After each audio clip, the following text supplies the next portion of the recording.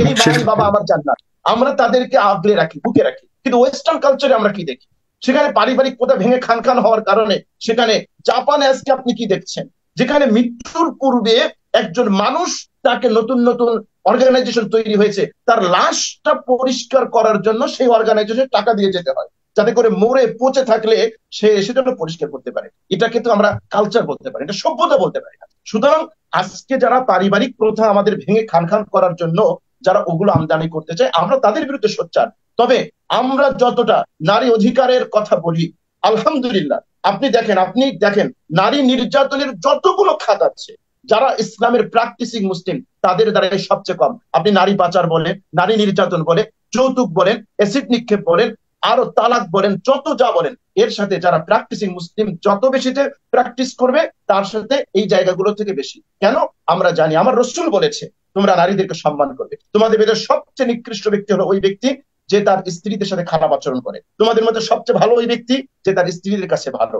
কোরআন বলছে তোমাদের যেরকম অধিকার আছে স্ত্রীদের অধিকার আছে। সুতরাং আমাদের যেই জায়গাটায় আপত্তি সেটা হলো নারী নির্যাতনের এত জায়গা আছে, সেই জায়গাগুলো রেখে দিয়ে আপনি যেগুলো আমাদের কোরআনের সাথে সাংঘর্ষিক, যেগুলো ইসলামের সাথে সাংঘর্ষিক, আমার কৃষ্টি কালচার, আমার তাহজিব তামাদ্দুন, আমার সংস্কৃতিকে তো আপনি উপেক্ষা করতে পারবেন না। এই জায়গায় এসে আপনি কুঠারাঘাত করবেন, এটা তো আমরা মেনে নেব না। ধন্যবাদ।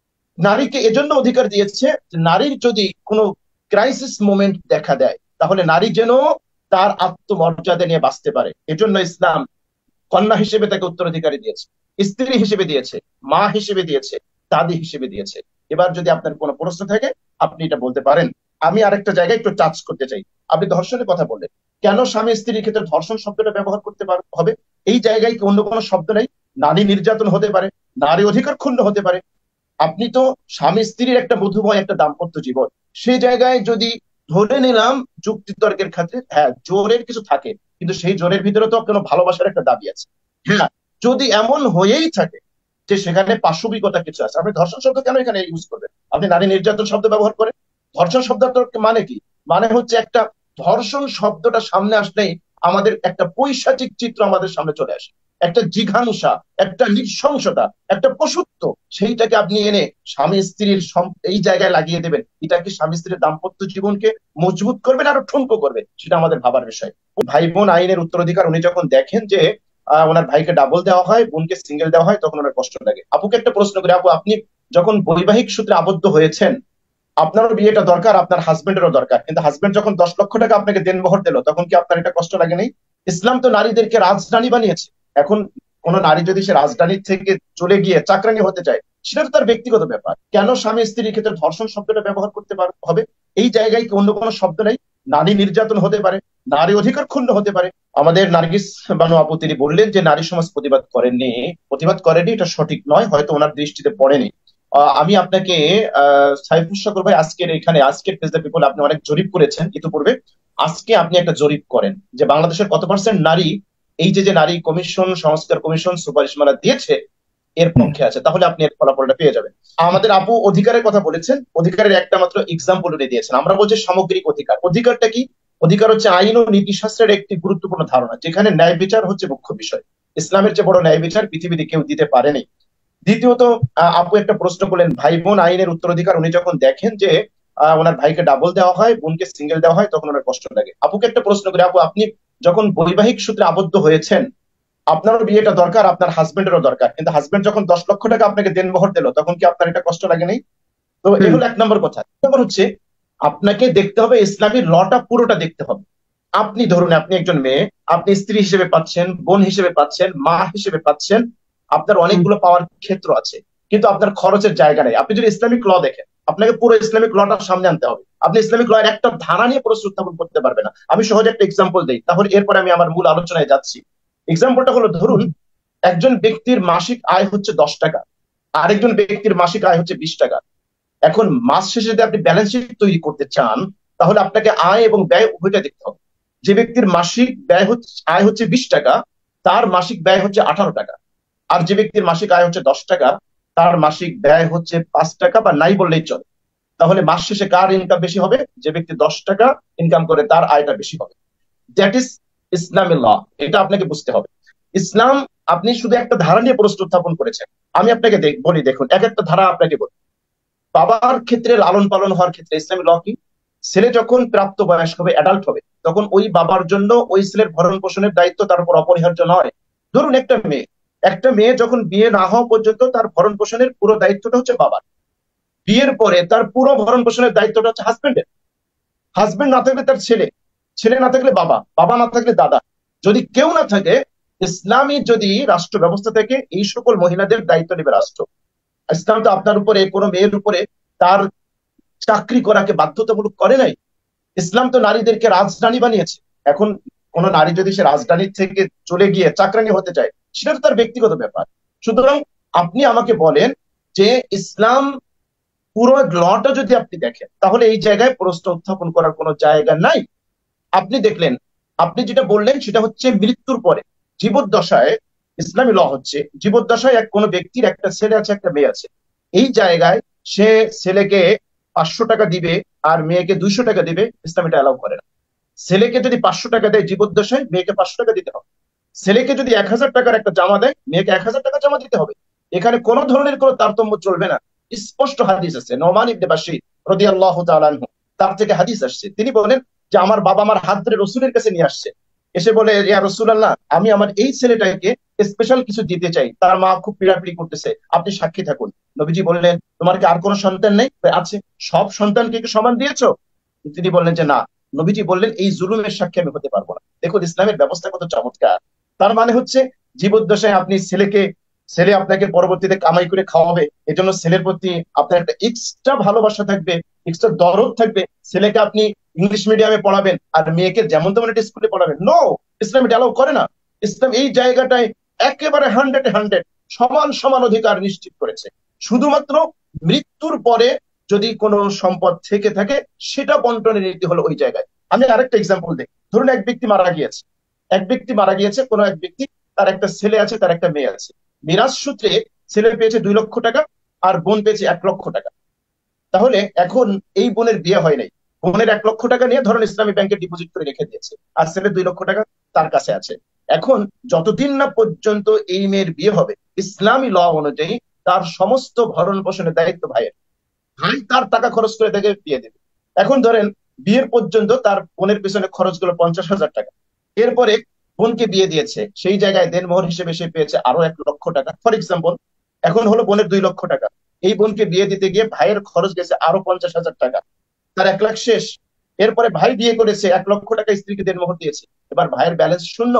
কিন্তু বোন, তার 2 লক্ষ টাকা আছে। তার এই 2 লক্ষ টাকায় না ভাই হস্তক্ষেপ করতে পারবে, না স্বামীর কোনো অধিকার আছে স্ত্রীর 2 লক্ষ টাকায় কোনো টাচ করা।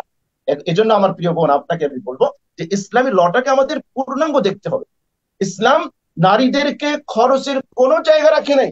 এখন আন্দোলন তো করা উচিত ছিল পুরুষদের, যে কেন ইসলামে নারীদের অধিকার দিল, কারণ নারীদের খরচের কোনো খাত নাই, কোনো জায়গা নাই, কোনো খাতই নাই। এরপরও নারীদেরকে উত্তরাধিকার ইসলাম এজন্য দিয়েছে। আমি বলি, আপনি বলবেন, আপনার যে কোনো প্রশ্ন আমরা জবাব দিতে প্রস্তুত, আলহামদুলিল্লাহ। আপনি একটা একটা করে করেন। তাহলে ধরুন একটা ছেলে আছে, বাবার একটা মেয়ে আছে। তো ছেলেটার ভরণ পোষণ কতক্ষণ পর্যন্ত বাবা দিবে? ছেলে অ্যাডাল্ট হওয়া পর্যন্ত, এটা ইসলামের ল। মেয়ের কতক্ষণ পর্যন্ত ভরণ পোষণ দিবে? এখানে অ্যাডাল্টের কোনো প্রশ্ন নেই। এই মেয়েটা যতক্ষণ না পর্যন্ত স্বামীর ঘরে না যাবে, ততক্ষণ পর্যন্ত বাবা তার ভরণ পোষণ দিতে বাধ্য। তাহলে বাবার কাছ থেকে ভরণ পোষণ পাওয়ার ক্ষেত্রে মেয়ে অগ্রাধিকার পাচ্ছে। দ্বিতীয়, কোনো কারণে যদি এই মেয়েটা তালাক প্রাপ্ত হয় অথবা স্বামী মারা যায়, সে যদি বাবার কাছে ফিরে আসে, বাবার অ্যাবিলিটি থাকলে মেয়ের ভরণ পোষণ দিতে সে বাধ্য, বাবাকে দিতে হবে। বাবা না থাকলে ইসলামী ল কি? বাবা না থাকলে ইসলামী ল হচ্ছে বড় ভাইকে এই বোনের ভরণ পোষণের দায়িত্ব নিতে হবে। সুতরাং ইসলাম তো মেয়েদের খরচের কোনো জায়গা রাখে নাই, টোটাল দায় দায়িত্বটা পুরুষের উপরে দিয়েছে। নারীকে এজন্য অধিকার দিয়েছে যে নারীর যদি কোনো ক্রাইসিস মোমেন্ট দেখা দেয়, তাহলে নারী যেন তার আত্মমর্যাদা নিয়ে বাঁচতে পারে। এজন্য ইসলাম কন্যা হিসেবে তাকে উত্তরাধিকারী দিয়েছে, স্ত্রী হিসেবে দিয়েছে, মা হিসেবে দিয়েছে, দাদি হিসেবে দিয়েছে। এবার যদি আপনার কোনো প্রশ্ন থাকে, আপনি এটা বলতে পারেন। আমি আরেকটা জায়গায় একটু টাচ করতে চাই। আপনি ধর্ষণের কথা বললেন, কেন স্বামী স্ত্রীর ক্ষেত্রে ধর্ষণ শব্দটা ব্যবহার করতে হবে? এই জায়গায় কি অন্য কোনো শব্দ নেই? নারী নির্যাতন হতে পারে, নারী অধিকার ক্ষুণ্ণ হতে পারে। আপনি তো স্বামী স্ত্রীর একটা মধুময় একটা দাম্পত্য জীবন, সেই জায়গায় যদি ধরে নিলাম যুক্তিতর্কের ক্ষেত্রে হ্যাঁ জোরের কিছু থাকে, কিন্তু সেই জোরের ভিতরে তো কোনো ভালোবাসার একটা দাবি আছে। হ্যাঁ, যদি এমন হয়েই থাকে যে সেখানে পাশবিকতা কিছু আছে, আপনি ধর্ষণ শব্দ কেন এখানে ইউজ করবেন? আপনি নারী নির্যাতন শব্দ ব্যবহার করেন। ধর্ষণ শব্দটার মানে কি? মানে হচ্ছে একটা, ধর্ষণ শব্দটা সামনে আসলেই আমাদের একটা পৈশাচিক চিত্র আমাদের সামনে চলে আসে, একটা জিঘাংসা, একটা নৃশংসতা, একটা পশুত্ব। সেইটাকে আপনি এনে স্বামী স্ত্রীর এই জায়গায় লাগিয়ে দেবেন, এটা কি স্বামী স্ত্রীর দাম্পত্য জীবনকে মজবুত করবে না আরো ঠুনকো করবে, সেটা আমাদের ভাবার বিষয়। পশ্চিমা সমাজ ব্যবস্থায় আপনি দেখেন, আপনি আমাকে অনেস্টলি বলেন তো, আমাদের দেশের যে পারিবারিক প্রথা এখনো যতটা অটুট আছে, আপনি ওয়েস্টার্ন কালচার দেখেছেন, অস্ট্রেলিয়া থেকে, ওইখানের পারিবারিক প্রথা কি এতটা মজবুত আছে? নেই। এটা মিকাইল গর্বাচেভ তিনি তার পুস্তিকা বইতে নিজেই লিখেছেন। আমরা সামাজিক, আমরা শৈল্পিক বিপ্লবের মাধ্যমে নারীদেরকে ঘর থেকে বের করে আমরা কিছুটা অর্থনৈতিক উন্নতি সাধন করেছি বটে, কিন্তু আমাদের নতুন একটা আন্দোলন করা দরকার, যাতে নারীরা আমাদের পারিবারিক প্রথা আমরা অটুট রাখতে পারি। এর বিনিময়ে আমাদের পারিবারিক প্রথা ভেঙে খান খান হয়ে গিয়েছে। আজকে আপনি ইউরোপ আমেরিকার দিকে দেখেন, যখন একজন নারী বৃদ্ধ হয়ে যায় তার ঠিকানা কোথায় হয়? আজকে দেখবেন সেখানে আপনার সেখানে ওয়ার্ল্ড কেয়ার, সেখানে বৃদ্ধাশ্রম তৈরি হয়েছে। আজকে আপনি দেখেন তো, হতে পারি আমাদের অর্থনৈতিক অনেক অসচ্ছলতা আছে, কিন্তু তারপরেও আমরা, আমাদের মায়েরা, আমাদের বাবারা যখন বৃদ্ধ হয় আমরা তো তাদেরকে নিয়ে থাকি। এই কালচারটাকে আপনি তো ডিনাই করতে পারবেন না। কিন্তু ওয়েস্টার্ন কালচার আপনি কি দেখেন, সেখানে অর্থের ছড়াছড়ি আছে বটে, আপনার কিছু কিছু জায়গায় আপনারা সেগুলো এনে সেগুলোকে এক্সাম্পল ব্যবহার করতে, এক্সাম্পল হিসেবে তৈরি করতে পারেন না। আপনাকে সামগ্রিক টোটাল লাইফ দেখতে হবে। এই আলোর মধ্যেও যে অন্ধকার আছে, একজন নারী যখন বৃদ্ধ জি। হয়, শুধু অর্থই কি তার জীবনে সবকিছু?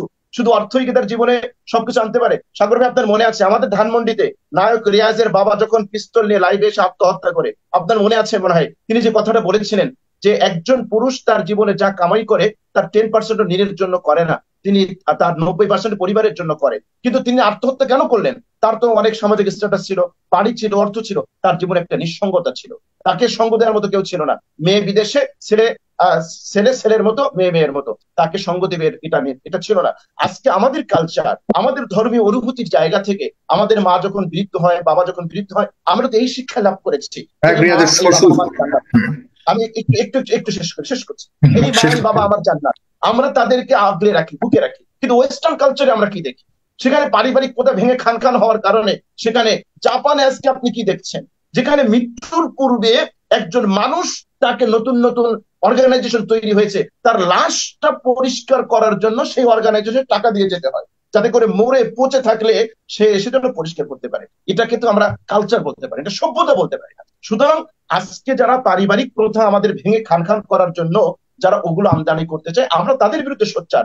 তবে আমরা যতটা নারী অধিকারের কথা বলি, আলহামদুলিল্লাহ, আপনি দেখেন নারী নির্যাতনের যতগুলো খাত আছে, যারা ইসলামের প্র্যাকটিসিং মুসলিম তাদের দ্বারা সবচেয়ে কম। আপনি নারী পাচার বলেন, নারী নির্যাতন বলে, যৌতুক বলেন, অ্যাসিড নিক্ষেপ বলেন, আরো তালাক বলেন, যত যা বলেন, এর সাথে যারা প্র্যাকটিসিং মুসলিম যত বেশিতে প্র্যাকটিস করবে, তার সাথে এই জায়গাগুলো থেকে বেশি। কেন?